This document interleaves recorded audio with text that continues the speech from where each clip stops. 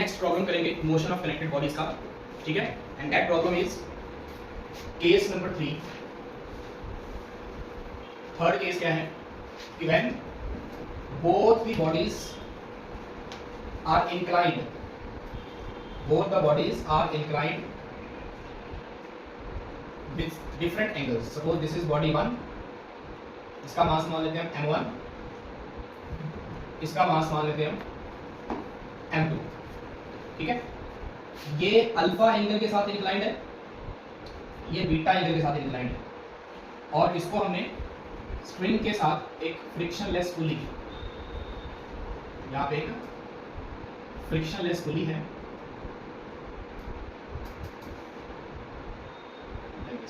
इसके साथ में कनेक्ट कर दिया, ठीक है। And this alpha and beta are the different angles.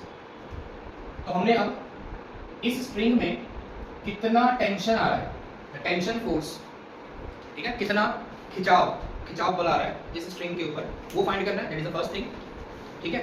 दूसरा, अब अगर मान लो हम ये मान के चले कि m1 मास इज ग्रेटर है m2 की, m1 मास ज्यादा है, तो इसका एक्सेलरेशन किधर की तरफ होगा, इन दिस वे।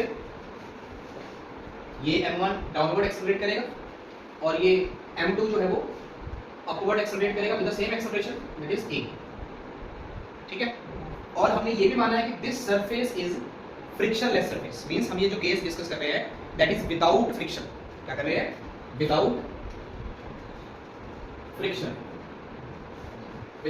डिस्कस कर रहे हैं, ठीक है। तो पहले हम क्या करेंगे, इसके फोर्सेस को रिजॉल्व करेंगे कि m1 के ऊपर कौन कौन सी फोर्स एक्ट कर रही है, m2 के ऊपर कौन कौन सी फोर्स एक्ट कर रही है। फिर प्रोसीजर सेम है, दो इक्वेशन बनाएंगे m1 के लिए m2 के लिए, दोनों को सॉल्व करके वहां से एक्सेलरेशन और टेंशन की वैल्यू फाइंड करते हैं, ठीक है। तो पहले देखो, अगर हम m1 की बात करें, m1 तो m1 के लिए डाउनवर्ड इसका वेट होगा, right, that is m1 into g। m1 g downward act करेगा, vertically downward. If this angle is alpha, तो ये वाला एंगल भी अल्फा होगा, ये ऑलरेडी हमने प्रूव किया हुआ है बाय ज्योमेट्रिकल कंस्ट्रक्शन।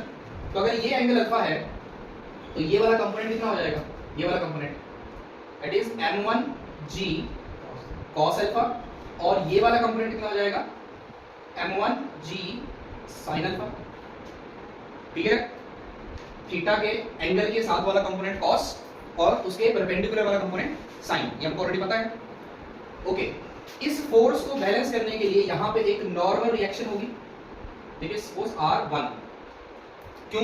क्योंकि ये जो बॉडी है, ये जो मास m1 है, it is placed over the inclined surface, ये इंक्लाइंड सरफेस के ऊपर पड़ा हुआ है। तो ये जो सरफेस है वो उसको एक क्या करेगा, रिएक्शन प्रोवाइड करेगा इन दी नॉर्मल डायरेक्शन। लेकिन अगर ये एयर में हैंग कर रहा होता, जिसके नीचे कोई सरफेस नहीं है, ठीक है, तो उसका कोई भी रिएक्शन एक्ट नहीं करता, उस पर सिर्फ एक ही फोर्स एक्ट करती, that is tension, and another force that is weight, that's it, clear है। तो अभी फिलहाल इसका रिएक्शन मिलेगा R1। तो ये हमने फोर्सेस को रिजॉल्व कर दिया m1 के। अब पहले हम m1 के लिए इक्वेशन लिख लेते हैं, m1 के लिए इक्वेशन लिख लेते हैं। क्या बनेगी equation? Equation of motion for body for mass m1, for mass m1 के लिए इक्वेशन ऑफ मोशन बनाओ, क्या बनेगा, देखो m1a ये डाउनवर्ड है, m1a इज इक्वल्स टू किसके बराबर होगा, downward force that is m1g sin alpha, और upward force that is -t, क्योंकि ये वाला जो कंपोनेंट है m1g sin अल्फा ये एक्सेलरेशन के अलोंग है, ठीक है। तो इन दोनों का सेम साइन रखेंगे, और टेंशन फोर्स जो है वो इसके ऑपोजिट डायरेक्शन में है, ठीक है, तो इसलिए हमने इसको माइनस में रख दिया। This is equation number 1, equation number 1।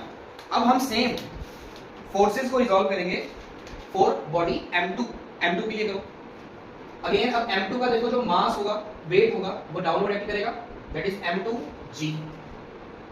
अगर m2g है तो ये वाला एंगल कितना होगा, ये एंगल कितना होगा, beta angle, this angle is beta. Again m2g के कंपोनेंट होंगे, बीटा के साथ वाला कंपोनेंट cos, राइट, ये बन जाएगा m2g cos बीटा, और ये बन जाएगा m2g sin बीटा, क्लियर। और एक इसका जो नॉर्मल रिएक्शन है दैट इज R2, क्लियर।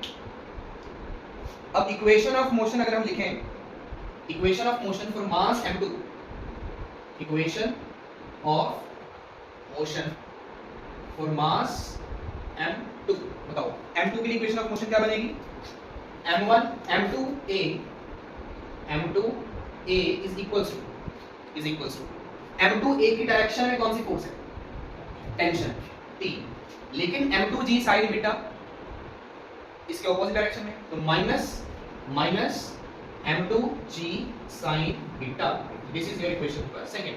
तो ये फर्स्ट इक्वेशन, ये सेकंड इक्वेशन, ये दोनों इक्वेशन क्लियर है? एनी डाउट इन दोनों इक्वेशन में?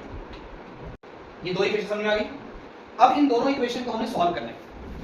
Now we need to solve these two equations, right, to find acceleration and tension on the string. ठीक है, तो कैसे सॉल्व करेंगे? सबसे पहले मैं क्या करता हूं, इन दोनों को ऐड कर लेता हूं। क्यों ऐड करूंगा? क्योंकि यहां पे t माइनस का है, यहां पे t प्लस का है, t माइनस का यहां पे t प्लस का है। आराम बैठो, करो दोनों को ऐड। एडिंग 1 एंड 2, दोनों को ऐड करो। क्या बनेगा ऐड करके? राइट हैंड साइड वाले राइट हैंड साइड में ऐड करते हैं। m1a plus m2a is equals to m1g sin alpha minus t plus t minus m2g sin beta. Angle का ध्यान रखना है, इसमें फर्स्ट इक्वेशन में अल्फा एंगल है, सेकंड इक्वेशन में बीटा एंगल है। ठीक है, तो क्या बनेगा? t से t कैंसिल, क्या बना अपने पास? m1 plus m2, m1 plus m2, ये कॉमन आया, ये कॉमन आ गया, अंदर क्या बचा? m1 प्लस m2, इन दोनों में से a कॉमन आ गया, a फैक्टर कॉमन आ गया, अंदर क्या बच गया? m1 plus m2 is equals to ये और ये टर्म बची, इसमें से कुछ कॉमन आ रहा है, g कॉमन आ रहा है, g बाहर निकाल देते हैं। ठीक है, क्या बचा अंदर? m1 sin alpha, m1 sin alpha minus m2 sin beta. तो यहां से एक्सेलरेशन की वैल्यू कितनी आ जाएगी? यहां से एक्सेलरेशन की वैल्यू कितनी आ जाएगी?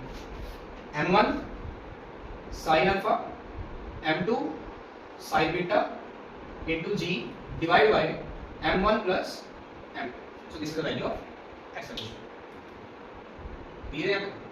अब टेंशन की वैल्यू निकालेंगे, तो एक्सेलरेशन की वैल्यू या तो इक्वेशन इसमें पुट कर दो सेकंड में, या फिर इक्वेशन फर्स्ट में पुट कर दो, वहां से टेंशन निकाल लेंगे। So let us put in second equation.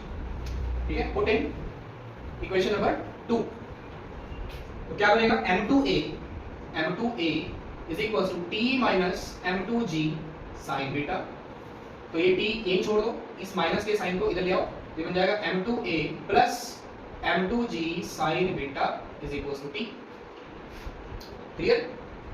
इसमें से कुछ कॉमन आ रहा है, इसमें से m2 कॉमन आ रहा है, m2 अंदर क्या बचा? अंदर क्या बचा? a plus g sin beta is equal to t। So t is equal to m2। Now what is the value of a? अब a क्या है? ये सारा है ना, a क्या है? ये सारा यहां पे रखो, m1 sin alpha m2 sin beta into g divide by m1 plus m2 plus g sin beta. Clear? यहां तक क्लियर हो गया? हमने ये a की वैल्यू, ये सारी वैल्यू पुट कर दी। अब इन दोनों में से कुछ कॉमन आ रहा है, इन इसमें से और इसमें से g कॉमन आ गया, तो क्या बचा?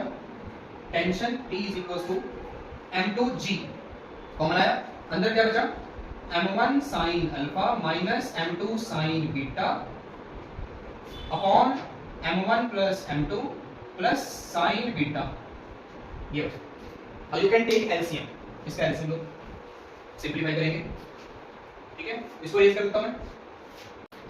तो टेंशन की वैल्यू ये आई अपने पास, नाउ इसको हमने अब सिंपलीफाई करना है। ठीक है, तो टेक द एलसीएम, इसका एलसीएम लेंगे t is equal to m2g, देखो ध्यान से, m1 प्लस m2 एलसीएम आया, m1 प्लस m2, तो ये बन जाएगा m1 sin alpha, m1 sin alpha minus m2 sin beta, m2 sin beta plus plus आएगा यहाँ पे प्लस, और ये क्या है? sin beta, sin beta multiply by this factor, ठीक है, तो मैं साथ में मल्टीप्लाई कर देता हूँ, sin beta into m1 that is m1 sin beta plus m2 sin beta. ठीक है, तो ये आ गया अपने पास। अब इसमें से देखो कुछ फैक्टर यहाँ पे कैंसिल होगा, कौन सा फैक्टर कैंसिल हो रहा है, m2 sin बीटा और ये m2 sin बीटा, एक प्लस में एक माइनस में, ये कैंसिल हो गया। क्या बचा अपने पास, tension T is equal to m2g m1 sin alpha plus m1 sin beta divide by m1 plus m2। अब इसमें से ये देखो ये वाला फैक्टर और ये वाला फैक्टर m1 ये कॉमन आ रहा है, कॉमन निकालो, तो tension T is equal to m1 m2g bracket sin alpha plus sin beta divide by m1 plus m2। तो ये जो आंसर आया, ये जो फॉर्मूला आया that is tension in the string. String में कितनी टेंशन है, इतनी।